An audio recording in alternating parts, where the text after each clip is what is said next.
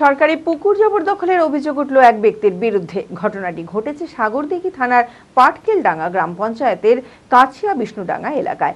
অভিযোগ, ওই পুকুরের অংশীদার সাধু সিংহ অবৈধভাবে গোটা পুকুরটি জবরদখল করে রেখেছে। পঞ্চায়েতের পক্ষ থেকে পুকুরটি লিজে দেওয়া হলে পুকুর চাষ করতে গেলে সাধু সিংহ বাধা দেয় বলে অভিযোগ করে। এরই প্রতিবাদে ক্ষোভে ফেটে পড়ে স্থানীয়রা। সকলে দাবি জানায় পুকুর থেকে সাধু সিংহের অংশীদার ছাড়তে হবে। 7 দিনের মধ্যে সমস্যার সমাধানে আশ্বাস দেন পঞ্চায়েত প্রধান। মানসিক স্বাস্থ্যের জন্য সবার আগে যে নামটি মনে ভেসে ওঠে, সুস্থ মনের ঠিকানা মনোবীক্ষণ। যোগাযোগ নাম্বার 7477999516। পাটকেলডাঙ্গা গ্রাম পঞ্চায়েতের কাছিয়া বিষ্ণুডাঙ্গা এলাকায় 1 একর 55 শতক জায়গায় একটি পুকুর রয়েছে পঞ্চায়েতের অধীনে। অভিযোগ, ওই পুকুরের অংশীদার সাধু সিং অবৈধভাবে গোটা পুকুরটি জবরদখল করে রেখেছে। পঞ্চায়েতের পক্ষ থেকে একাধিকবার চিঠি করে ডাকা হলেও পঞ্চায়েতে দেখা করেননি তিনি। পঞ্চায়েতের পক্ষ থেকে পুকুরটি লিজে দেওয়া হয়, কিন্তু শুক্রবার সকালে পুকুর চাষ করতে এলে সাধু সিং বাধা দেয় বলে অভিযোগ।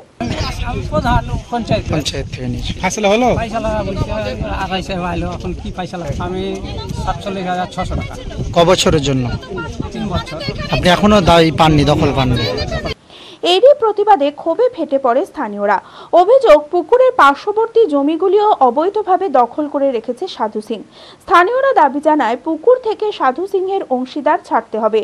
যে পুকুর লিজে নিয়েছে তাকে পুকুরে চাষ করতে দিতে হবে। একবার পুকুরে এসেছিল, পুকুরে এসে মাছ ছেড়েছে, মাছ ছেড়তে এসেছিল, আবার বাধা দিয়েছে। ও এসে বলছে যে আমরা পুলিশ নিয়ে এসে জোর করে মাছ ধরবো, কারোর যদি ক্ষমতা আছে তো রুখে দেখাবে। আমরাও প্রতিবাদ করলাম যে তুমি কেমন করে পুলিশ নিয়ে এসে মাছ ধরবে, তোমার পুলিশ নিয়ে মাছ ধরাটাই দেখবে। যত পাহাড় আছে, তারপর আপনার যে এলাকাটা বেড়ে বেড়ে প্রত্যেকটা জমি আছে, এদিকে জমি আছে, সব জমি আছে, এগুলো সব দখল করে খেয়েছে। ওর মাত্র 11 শতক 22 শতক জায়গা আছে।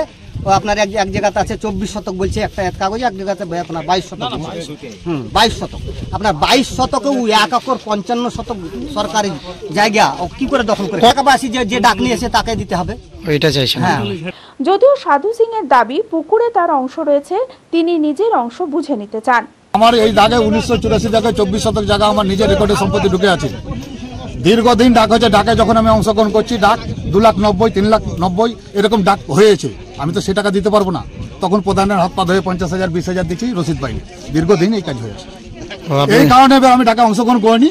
আমি কোর্টের দ্বারস্থ হয়েছি যে আমাকে আমার জায়গাটা বুঝিয়ে দেওয়া। আমার সরকারের জায়গার উপরে কোনো লোভ নাই।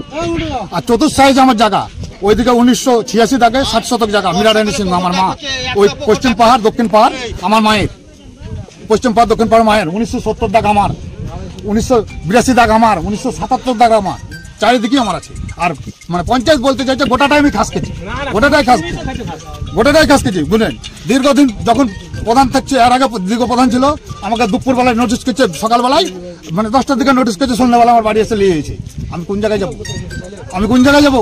মানে আপনার যে 24 শতক জায়গা সেটা আপনি পাচ্ছেন না, আপনার পঞ্চায়েত বুঝিয়ে দিচ্ছে না।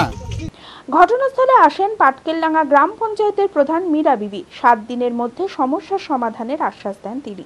পুকুরটা নিয়ে পঞ্চায়েতের পুকুর নিয়ে চিঠি করেছিলাম। তারপরে সাধু সিংহ যখন চিঠির কোনো পায়নি, তারপর পুকুরটা ডাক হলো। ডাক হওয়ার পরে বিষ্ণুডাঙ্গা থেকে একজন অংশগ্রহণ করলো, সেখানে পুকুরটা পেয়েছে 47,500-তে। এবার উনি বলছেন যে এই পুকুরটা আমি আগে চাষ করতাম, আমার অংশ আছে। তাই এবার উনি করেছিল আড়াই এসেছিল আজকে, এসে বললো যে এই পুকুরটা আমাকে আমার অংশ বুঝিয়ে দিতে হবে, আর যেটা অঞ্চলের অংশ সেটা ওরা বুঝে নেবে। তাই উনি আজ পারল না, সিদ্ধান্ত 7 দিনের মধ্যে যাই হোক একটা কিছু করা হবে। খোলা আকাশ অনেক তারার মাঝে, রামধনু রঙে যেখানে সবাই সাজে, নামি হোক কিংবা দামি পেয়ে যাবে সব রকমই, ছোট হোক কিংবা বড়, কেনাকাটা হোক আরো আরো, নতুন ফ্যাশনে নতুন tradition, Libas family store, Libas family store. সপরিবারে আসুন লিবাসে, আর পুজোর কেনাকাটায় পেয়ে যান নিশ্চিত উপহার। লিবাস, কাতাই, বহরমপুর, মুর্শিদাবাদ।